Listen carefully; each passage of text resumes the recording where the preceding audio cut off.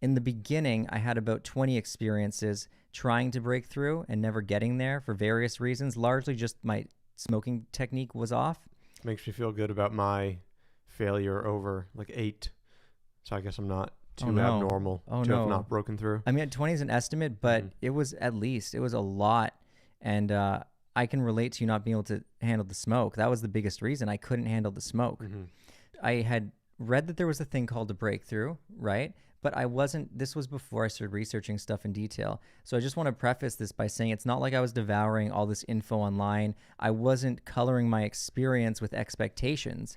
The only thing I knew about a breakthrough was that people meet entities.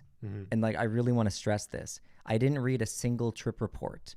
This was when I was in my MDMA days or just getting out of them. I was a very different person. You would not catch me dead looking at, I didn't know what Arrowwood was.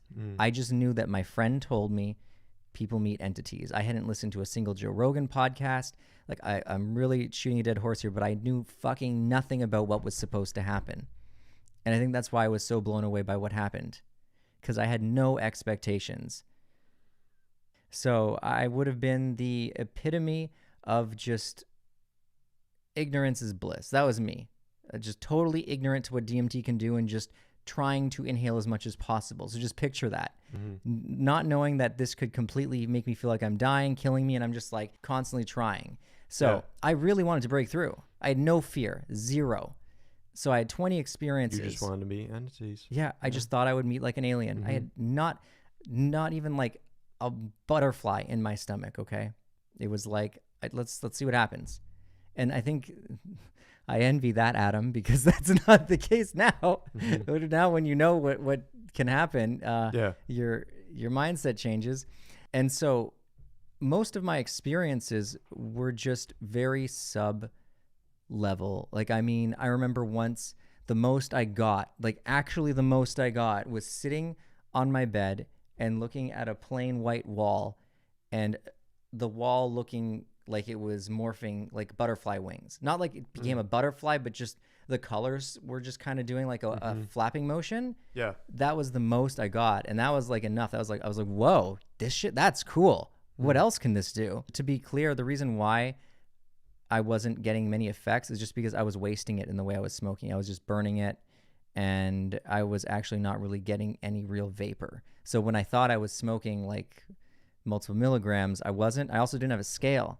So I wasn't weighing my doses. I was just guessing. I was just smoking as much as I could handle until coughing, right? Then I had this one experience. I was sitting in my friend's garage. This was the first time I got an inclining of fear.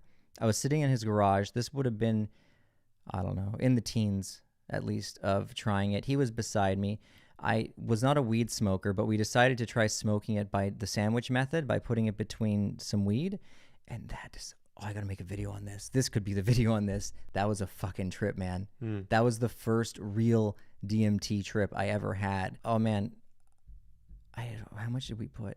I think I had acquired a scale at this point because I was getting frustrated that it wasn't working. I think we put like 100 milligrams in between the two of us, at least. So enough. Yeah. It might have been 120 just to make sure that it didn't burn, that one of us was going to get something.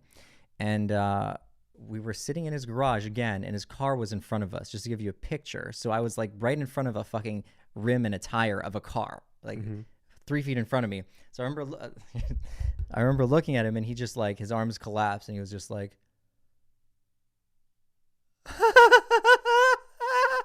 he started laughing hysterically. And then he's like this, he's like, he started reaching for something, and I was looking at him like, what the fuck is this guy doing? He's like, it was so weird. It was like he was tickling a baby. I don't know what the fuck he was doing. And then like, I don't think that I had really properly vaporized it yet still, because the sandwich method is tough to get. But this is a good example of what being stoned and high on DMT feels like, because it was fucking weird. So then like, I was like, okay, I'm just going to take a big one. Like what I got to see what this guy is seeing. And I just remember it was just like, bam, like a rocket ship. It just went from nothing to 100 fucking million horsepower, because I was just sitting there looking at this rim, and I just remember getting actually lost in the wheel, like feeling like my essence moved from the seat to being inside the wheel. And then when I got inside the wheel broke apart. It was actually like a kaleidoscope. And then there was like hundreds of millions of wheels. And I was totally lost because I didn't know where I was in this big mess. And I just felt like I was zooming through, like, they say fractals, but it was fucking Mustang wheel fractals. And it only lasted maybe 30 seconds of that intensity. And then I just like, I had my eyes open because I was looking at the wheel while the wheel was exploding. And I think I just like leaned back and closed my eyes and like, you know, did one of these like, whoa. And then I just laid there. I think I was so confused with what was going on. I didn't really have an opinion. I didn't know what to make of it. I just remember looking at my friend and he had stopped giggling and he looked like a fucking zombie. He's just like this. And I'm just like looking at him thinking, fuck, I don't want that to happen to me. And then and looking at the wheel, I tried to get up because I was kind of freaked out. The weed made the DMT linger. There was like this really weird disassociative feeling of not knowing who I was.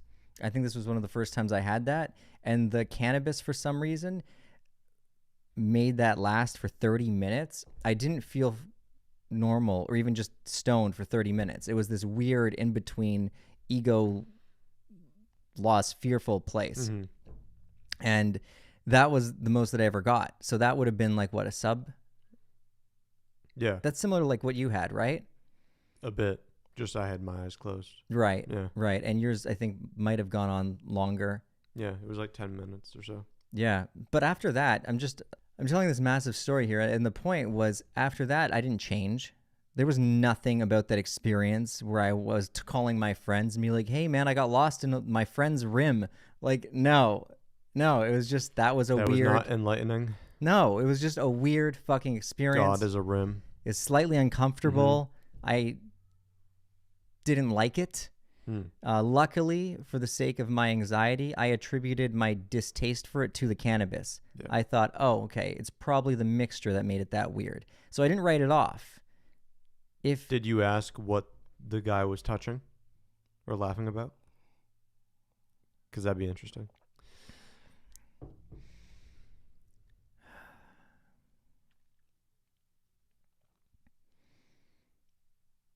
Yeah.